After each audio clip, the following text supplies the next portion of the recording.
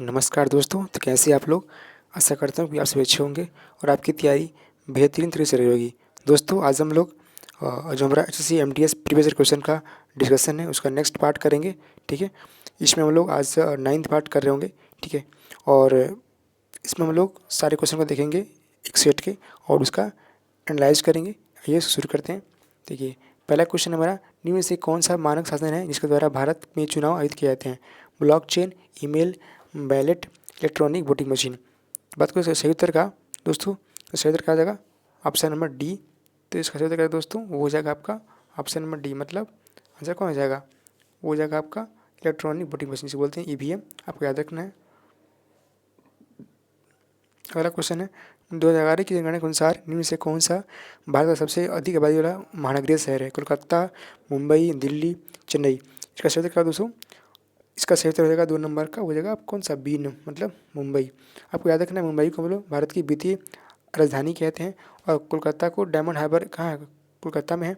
और आपको ये भी याद रखना है कि 2011 की जनगणना के अनुसार सबसे अधिक साक्षर राज्य कौन सा है? तो केरल। सबसे कम कौन सा है? बिहार। और सबसे अधिक साक्षर और केंद्र शासित प्रदेश कौन सा है? तो वो है लक्षद्वीप। ये सबको आपको याद रखना है। अगला क्वेश्चन है कि इनमें से कौन सा त्यौहार राजस्थान से जुड़ा है? कौन सा? गुड़ी पड़वा, बूंदी उत्सव, बोनालू और माथु नारंग। बात करो सही उत्तर का, तो सही उत्तर 3 का हो जाएगा दोस्तों, हो जाएगा बी नंबर, मतलब बूंदी से जुड़ा है। अब चूँकि बात हो रही किसका? अरे त्यौहार का, तो आइए हम लोग फटाफट अंदाज में एक बार त्यौहार को देख लेते हैं।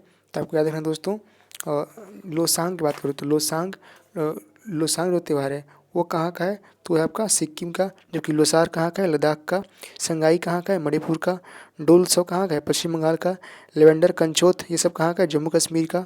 ठीक है, अम्बुबाची मेला असम का है। सरहुल त्यौहार झारखंड का है। खाची महोत्सव त्रिपुरा का है। और आम महोत्सव लखनऊ का है। कलरव पक्षी महोत्सव बिहार जमुई।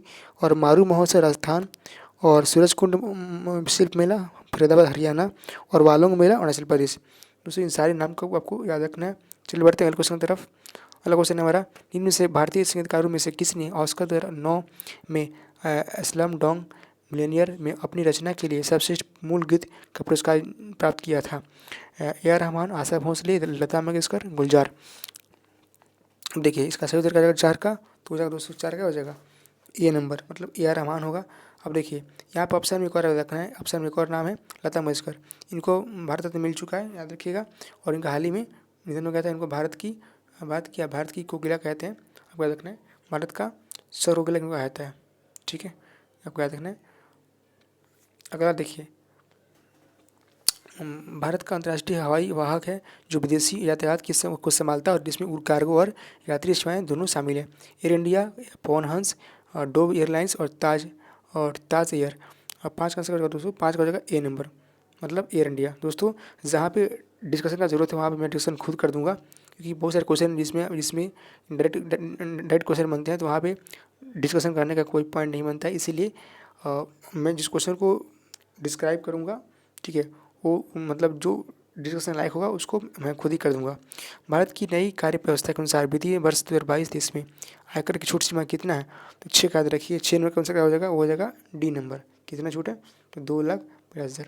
अब देखिए इसमें आपको याद रखना है कि सरकार इस बार के बजट में सरकार ने ये तय किया है कि अगर आपको किस साल 7 लाख तक पैसा है उस पर कोई टैक्स नहीं लगेगा, उसके ऊपर कुछ पैसे उस पर टैक्स लगेगा। ठीक है, इसको याद रखना है। और इसका एक रूटीन बना दी सरकार ने, उसका याद रखना है। ठीक है, और साथ में आपको ये भी याद रखना है कि जो हमारा ये वित्तीय वर्ष है, तो वित्तीय वर्ष का क्या होता है? 1 अप्रैल से 31 मार्च का उसका अवधि होता है, उसको याद रखिएगा वित्तीय वर्ष का। और वार्षिक वित्तीय विवरण का जिसको बोलते हैं बजट, इसका उल्लेख संविधान की 112 में, इसको याद रखना है। चलिए आगे बढ़ते हैं। अगला क्वेश्चन हमारा, निम्न में से कौन फरवरी 2022 में जवाहरलाल नेहरू विश्वविद्यालय भारत की पहली महिला कुलपति बनी थी? माधुरी दीक्षित, सुप्रिया शुक्ल, स्मृति ईरानी और संतिश्री धुलीश्री पंडित। अब देखिए इसका आंसर क्या दोस्तों? ये हो जाएगा 7 का, क्या हो जाएगा? 7 का option number D is right answer. ठीक है, अब चूँकि बात हो रही है महिला की, तो कुछ हमारे इंडिया की और कुछ अंतर्राष्ट्रीय जो हमारी चर्चित महिलाएं हैं, आइए उनका सबका नाम हम लोग एक बार देख लेते हैं फटाफट अंदाज में। ठीक है, तो आपको दोस्तों याद रखना है कुछ इंपॉर्टेंट महिलाएं हैं, उनका नाम हम लोग देखेंगे। तो आपको याद रखना है। देखिए, नलाई थम्बी कलाई से भी ये CSIR की पहली महिला निदेशक बनी है, और पहली महिला चेयरमैन सेल कौन बनी है? शुभा मंडल। और देश की पहली सबसे युवा मेयर बनने वाली महिला कौन है? तो आर्या राजेंद्रन। और आपको याद रखना है नेस्कॉम की पहली महिला अध्यक्ष कौन है? तो रेखा एम मेनन। और आपको ये भी याद रखना है कि अंतरिक्ष जाने वाली भारतीय मूल की दूसरी महिला तो सिरसा बांदला। और आपको भी याद रखना है कि भारत की पहली महिला लड़ाकू विमान पायलट भावना कांत। और सबसे युवा सांसद चंद्रानी मुर्मू। और भारतीय सेना की पहली महिला जज ज्योति शर्मा। और देश की पहली ट्रांसजेंडर चुनावी राजदूत गौरी सावंत। और वायुसेना की पहली महिला फ्लाइट इंजीनियर हिना जायसवाल। तो कुछ इंपॉर्टेंट नाम है जिसको आपको याद रखना है। चलिए हम आगे बढ़ते हैं। अगला क्वेश्चन है हमारा, नमिता रूपांतरित चट्टान के एक उदाहरण के बारे में बात करती है, इनमें से कौन सा हो सकता है? सिंधा नमक, संगमरमर, चूना पत्थर और सेल। इसका सही 8 का हो जाएगा। 8 का हो जाएगा बी नंबर, संगमरमर। अब बात हुई इसकी किसकी? चट्टान की। तो आइए हम लोग इसमें जो इंपॉर्टेंट जिसके रूप है उसको एक बार देख लेते हैं। तो आपको याद रखना है आग्नेय का एग्जाम्पल याद रखिए, ग्रेनाइट, साइनाइट, गेब्रो बेसाल्ट, ये सब किस? बिटुमिनस कोयला, ये सब आग्नेय चट्टान का उदाहरण है। जबकि नीस, साइनाइट नीस, सर्पेंटाइन, सिस्ट, ग्रेफाइट, ये सब रूपांतरित चट्टान का उदाहरण है। ये सबका एग्जाम्पल आप याद रखना है। ठीक है, चलिए आगे बढ़ते हैं। अगला क्वेश्चन हमारा क्या कहता है कि निम्न में से कौन सा तुगलक वंश का शासक नहीं था? तो मौर्य बिन तुगलक, रुकनुद्दीन तुगलक, गयासुद्दीन तुगलक और फिरोज शाह तुगलक। इसका पता कोई सही उत्तर है दोस्तों, हो जाएगा 9 का, हो जाएगा 9 का बी नंबर। मतलब कौन सा? तो रुकनुद्दीन तुगलक इसका नहीं था। अब देखिए, चूंकि बात रही इसका तुगलक वंश का, ताई हमसे इंपॉर्टेंट जो फैक्ट्स हैं उसके एक बार फटाफट अंदाज में देख लेते हैं। याद रखना है तुगलक वंश का स्थापना किसने किया था? तो गयासुद्दीन तुगलक ने किया था। ठीक है, और आपको इसमें कुछ इंपॉर्टेंट नाम है उसका को याद रखना है कि मौर्य बिन तुगलक की चार बहुत सारी योजना चलाई थी। इसके सांकेतिक मुद्रा का प्रचलन किसने किया? तो मौर्य बिन तुगलक ने किया था। आपको उसको याद रखना है। और साथ में आपको ये भी याद रखना है कि मौर्य बिन तुगलक के शासनकाल में ही जजिया और ज़कात वसूल करने का आदेश दिया गया था। और वहाँ और यहीं पे फिरोज शाह तुगलक ने क्या किया था? तो सिंचाई कर लगाया था। उसको आपको याद रखना है। और साथ में आपको ये भी याद रखना है कि नहरों का निर्माण किसने कराया था? तो फिरोज शाह तुगलक ने कराया था। ये सारे आपको इंपॉर्टेंट पॉइंट से याद रखने हैं। चलिए बढ़ते हैं अगले क्वेश्चन की तरफ। अगला क्वेश्चन में क्या कहता है? अगला क्वेश्चन कहता है आयनिक यौगिक NaCl का रासायनिक नाम क्या है? तब क्या रखना है? इसका सही जगह 10 का हो जाएगा, 10 कैरेट का जगह 10 कैरेट का डी नंबर। मतलब कौन सा? Sodium chloride. अच्छा, यह नाम है कैल्शियम आयोडाइड। ठीक है, इसका नाम कहिए CaI2।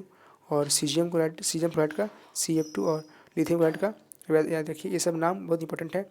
इसका यूज हम क्या करते हैं? बैटरी में। ठीक है, क्या रखना है। चलिए आगे बढ़ते हैं।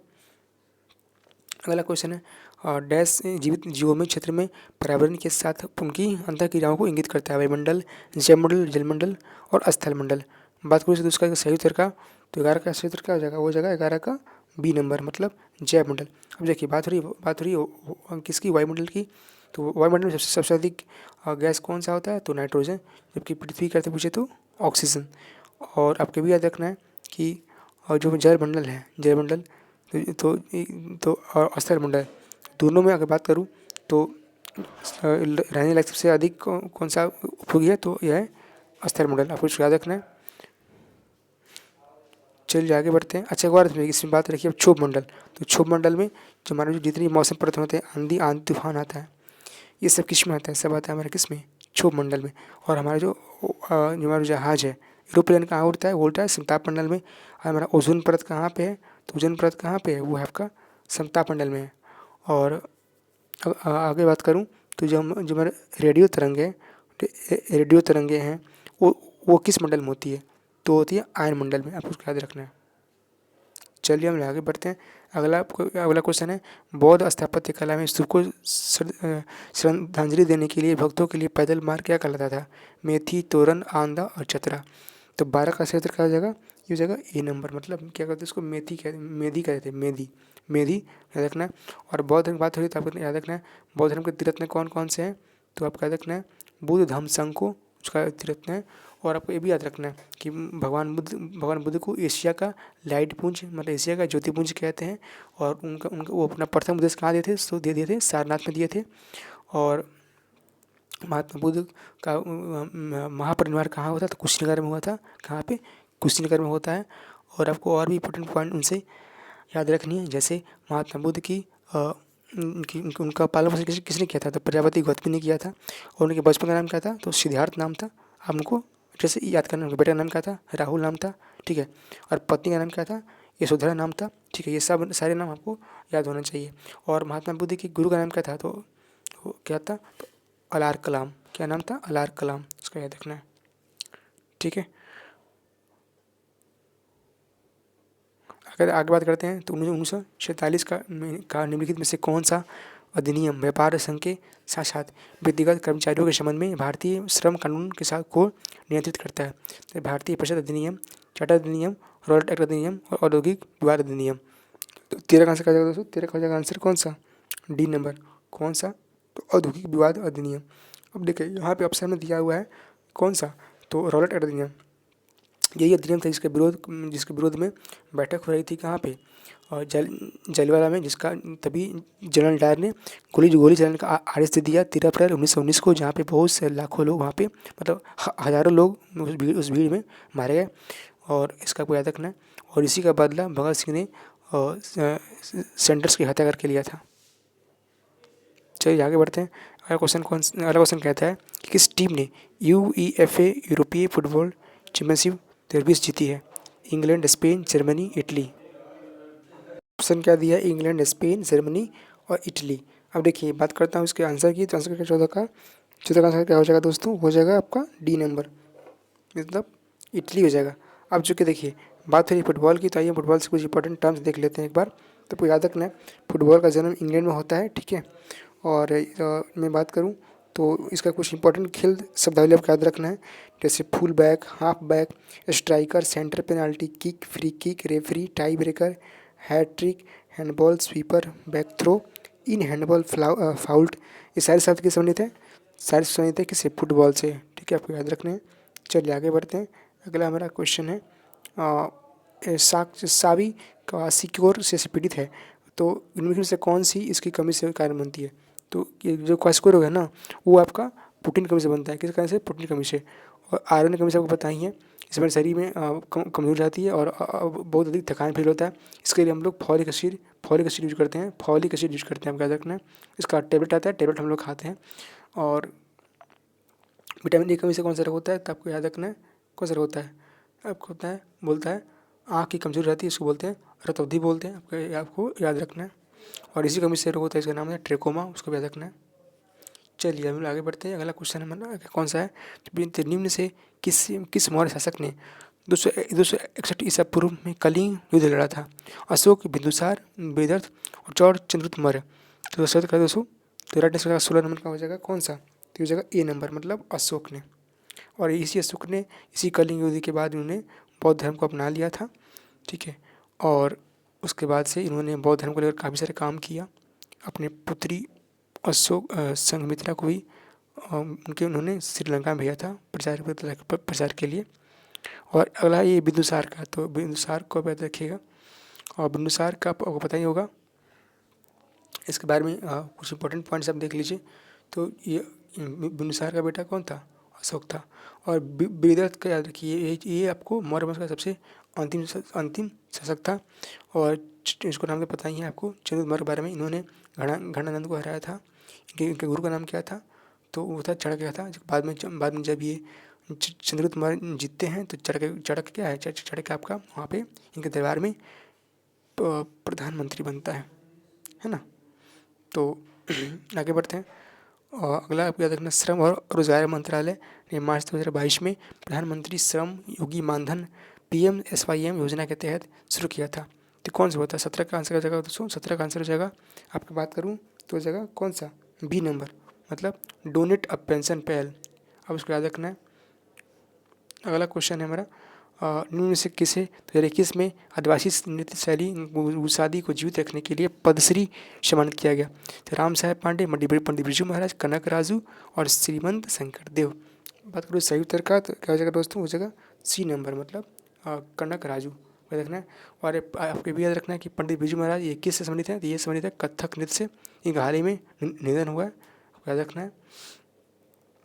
अगला क्वेश्चन है, भारत की सीमा किस जो जो म्यांमार से बनती है किस दिशा में थी? कोई समय ये पूर्व दिशा में है। किस समय? ये है पूर्व दिशा में, आपको याद रखना है। और पश्चिम में कौन है? तो पाकिस्तान है। दक्षिण में कौन है? तो श्रीलंका है। ठीक है, इस सबको आपको याद रखना है। अब देखिए, फिडे 44वां शतरंज ओलंपियाड 2022 की गर्मियों में दौरान भारत के किस शहर में आयोजित किया गया? तो ये कहाँ किया गया था? चेन्नई में। आपको इसका याद रखना है। अब इसके बाद किसकी बात हो रही है? शतरंज की। ताइए हमसे इंपॉर्टेंट कुछ टर्म्स देख लेते हैं। किससे? तो आपको याद रखना है शतरंज के बारे में। ये इसका जो बात करूँ तो इसमें 16 चेसमैन होते हैं अलग रंग के, और से कुछ शब्दावली आपको याद रखने हैं। कौन सा? Bishop, gambit, checkmate, stalemate, pawn, grandmaster, FIDE knight, Elo rating, rank, कौशल, रैक, कौशल, रैंक, कौशल, पीसेज, चेक। ये सारे नाम जो आपने देखा, ये सारे किस संबंधित है? ये सारे संबंधित है किससे? तो ये संबंधित है शतरंज से। आपको इसको याद रखना है। चलिए अगला क्वेश्चन की बात करते हैं। अगला क्वेश्चन क्या कहता है कि निम्न से किस भारतीय लेखक ने भारत में राष्ट्रवादी आंदोलन के दौरान प्रसिद्ध उपन्यास गोरा लिखा था? किसने लिखा था दोस्तों? ये लिखा था रविन्द्रनाथ टैगोर ने। अब देखिए, एक तो गोरा हो गया। अब क्या रखना है? जवाहरलाल नेहरू ने की ये भी लिखे थे। वो सारे बुक इनकी भी है, तो इनका ही बुक आपको याद रखना है। जैसे मैं आपको बता दूँ तो आपको उनकी कुछ बुक याद रखना है। कौमी आवाज़ किसने लिखा था? तो कौमी आवाज़ किसने लिखा था? जवाहरलाल नेहरू ने लिखा था। अब उसको याद रखना है। और साथ में आपको ये भी याद रखना है कि एक यंग इंडिया की किसने लिखा था? ये महात्मा गांधी ने लिखा था। ठीक है, तो ये सब आपको नाम याद रखना है। और आज़ाद हिंद फौज का स्थापना किसने किया था? तो भगत सिंह ने। इसका नाम याद रखिए। ठीक है, और साथ में आपको ये भी याद रखना है कि जो हमारे रविन्द्रनाथ टैगोर थे, इनकी और भी कुछ रचनाएं हैं, उसको भी रचना को आपको सब, जैसे कि आप याद रखिए गीतांजलि, विसर्जन, गार्डनर, ठीक है, Chandalika, the court dancer, post office, ठीक है, और किंग ऑफ डार्क। 3 एकांकी नाटक के सारे किसने लिखा था? सारे लिखे हैं किसने? रविन्द्रनाथ टैगोर ने। ठीक है, सारे नाम आपको याद रखना है। अब एक और देखिए, जो यामा है, यामा किसने लिखा? तो माधवी वर्मा ने। ठीक है, और मुद्रा राक्षस किसने लिखा? तो विशाखा दत्त ने। अष्टाध्यायी पाणिनि ने लिखा है, और राजतरंगिणी कल्हड़ ने लिखा है, और अर्थशास्त्र चाणक्य ने लिखा है, और गीत गोविंद जयदेव ने लिखा है। ठीक है, ये सारे नाम आपको याद रखने हैं। और अमरकोश अमर सिंह ने, और कादम्बरी वाणभट्ट ने, और बुद्ध चरित्र अश्व घोष ने लिखा है। ये सारे नाम आपको अच्छे से याद कर लेने हैं। ठीक है, ऐसे क्वेश्चन बन रहे हैं। चलिए आगे बढ़ते हैं। और एक और देखिए, महात्मा गांधी को वन मैन बाउंड्री फोर्स किसने कहा था? तो ये किसने कहा था? तो लॉर्ड माउंटबेटन ने। और महात्मा गांधी को अर्धनग्न फकीर किसने कहा था? तो कहा था विंस्टन चर्चिल ने। यहाँ देखिए 22 नंबर, देखिए एक नाटक में नरेश ने कहा कि स्वराज मेरा जन्मसिद्ध अधिकार है और इसमें से लेकर रहूँगा। निम्न में से किस भारतीय स्वतंत्रता सेनानी ने इसे कहा था? तो किसने कहा था? लोकमान्य बाल गंगाधर तिलक ने। ठीक है, फिर उसको याद रखना है। बाकी ना हम लोग अभी पढ़ चुके हैं। चलिए आगे बढ़ते हैं। अगला क्वेश्चन क्या कहता है कि भारत के संविधान का कौन सा अनुच्छेद कानूनों की समान सुरक्षा और कानून के समक्ष समानता का अधिकार प्रदान करता है? अनुच्छेद 30, 42, 60, 14। बात कुछ सही उत्तर का दोस्तों, तो सही उत्तर का 23 का, वो जगह 23 का क्या हो जाएगा? वो जगह डी नंबर, मतलब आंसर का दोस्तों ये हो जाएगा अनुच्छेद 14। क्या रखना है? अच्छा, बात है किसका? मूल अधिकार का। याद रखना, हमारे संविधान में मूल अधिकार किस देश से लिया गया? तो यूएसए से। किससे? संयुक्त राज्य अमेरिका से लिया गया। जबकि मूल कर्तव्य कहाँ से लिया गया? तो सोवियत रूस से लिया गया है। अच्छा, मूल अधिकार, हमारे जो मूल अधिकार है इसका चर्चा कहाँ से कहाँ तक? तो अनुच्छेद 12 से लेकर 35 तक। जबकि हमारे जो मूल कर्तव्य है उसमें कितने मूल कर्तव्य हैं? तो कहाँ कितने हैं? तो 11 मूल कर्तव्य है। ठीक है, आपको उसको याद रखना है। और एक और याद रखिए, हमारे संविधान में एक और है, इसका नाम है नीति निदेशक तत्व।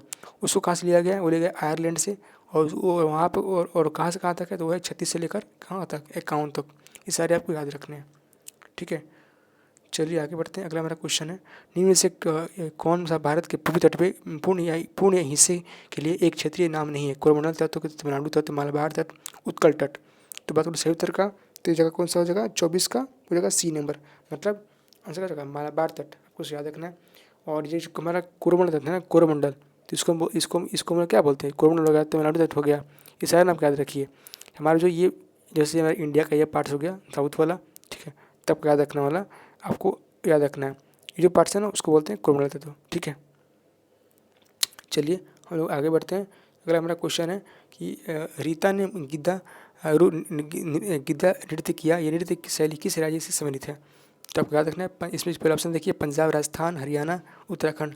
आंसर क्या दोस्तों, आंसर जाएगा उसका गिद्दा हो जाएगा। अब चूँकि बात हो रही है किसकी, नृत्य की शैली की, तो आइए हम लोग एक बार सारे नृत्य एक बार फटाफट अंदाज में देख लेते हैं।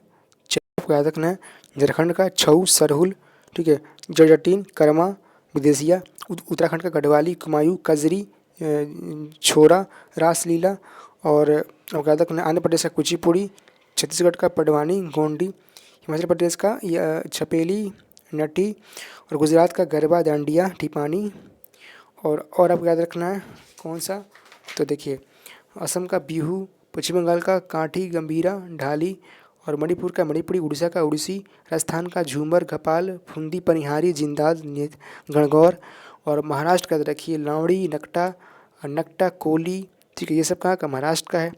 और मेघालय का देखिए लाहो, बांग्ला, गोवा का रखिए मांडी, जागौर, और देखिए किसका मुखौटा कहाँ का है, ये है अरुणाचल प्रदेश का। और यक्षगान कर्नाटक का है, जबकि चोंग कहाँ का है, नागालैंड का। भांगड़ा, गिद्धा, डफ, ये सब पंजाब का है। और अगला देखिए अब कौन सा, जम्मू कश्मीर का हिकात, और मंद झास जम्मू कश्मीर, भरतनाट्यम तमिलनाडु, और उत्तर प्रदेश का रासलीला, नौटंकी, झूला, ये सब कहाँ का है, ये सब यूपी का है। सारे नाम को अच्छे से याद कर लेना, ठीक है दोस्तों। ये था हमारा 25 क्वेश्चन का डिस्कशन। दोस्तों ये मैं वीडियो थोड़ा इसमें शॉर्ट, वीडियो को अब मैं धीरे धीरे शॉर्ट कर रहा हूँ क्योंकि इसका एक पार्ट लास्ट और आएगा, इसलिए क्योंकि हम लोग अब इस सीरीज़ को लगभग इसको मतलब इसमें मैं 10 सीरीज़ कराने का इसे तो मैं प्रयास किया था 20 सीरीज़ कराने का, बट चूँकि अब समय कम है आपके लिए, आपका एग्ज़ाम पास में आ गया, इसीलिए मैं कुछ करूँगा इसका 10 सीरीज़ करा के, और उसके बाद हम लोग तुरंत क्विज पर शिफ्ट कर जाएँ। जो हमने क्विज चलाने का संकल्प लिया है ना दोस्तों टेलीग्राम पे, उसको हम उस पर हम लोग इसको स्विच कर जाएँ, और हम लोग उस क्विज में अपना मैक्सिमम समय उसमें इन्वेस्ट करें, क्योंकि वहाँ पे आपका रिवीजन में काफ़ी मदद मिलेगा। ये तो मैं आपको एक आइडिया दे दिया हूँ लगभग 10 सेट करा के कि क्वेश्चन किसी कैसे बन रहा है, किस टॉपिक से आ रहा है, ताकि आप उसको देख कर एक अपना आइडिया, एक बेसिक आइडिया लगा सकें कि क्वेश्चन इस टॉपिक से आ रहा है। इसीलिए मैंने इसमें 10 सेट कराने का मैंने फैसला किया है। तो ये इसका 9 सेट है, एक सेट और आएगा, उसके बाद हम इस सेट को हम लोग विराम देंगे, और तुरंत हम लोग हमारा सीरीज जो है उसको हम लोग स्टार्ट करेंगे, जिसको हम लोग क्विज बोलते हैं। और जो क्विज है ना वो ये भी क्वेश्चन ही है, बट उसको मैंने टेस्ट के फॉर्मेट में डाल दिया है, ताकि आप उसको अच्छे से करके आप उसका मैक्सिमम बेनिफिट उठा सकें, अपना स्कोर मैक्सिमाइज कर सकें। उसके लिए दोस्तों इस वीडियो के डिस्क्रिप्शन में उसका लिंक है, उसको जाकर टेलीग्राम ग्रुप को आप तुरंत ज्वाइन कर लीजिए, क्योंकि जब क्विज स्टार्ट होगा तो आपसे एक भी क्विज ना छूटे, एक भी सीरीज ना छूटे। इसीलिए मैं बोल रहा हूँ कि आप उस सीरीज़ को, आप उस टेलीग्राम को ज्वाइन करके एकदम रेडी रहिए, ठीक है। चलिए मिलते हैं नेक्स्ट वीडियो में, तो पढ़ते रहिए, एंजॉय करते रहिए, धन्यवाद।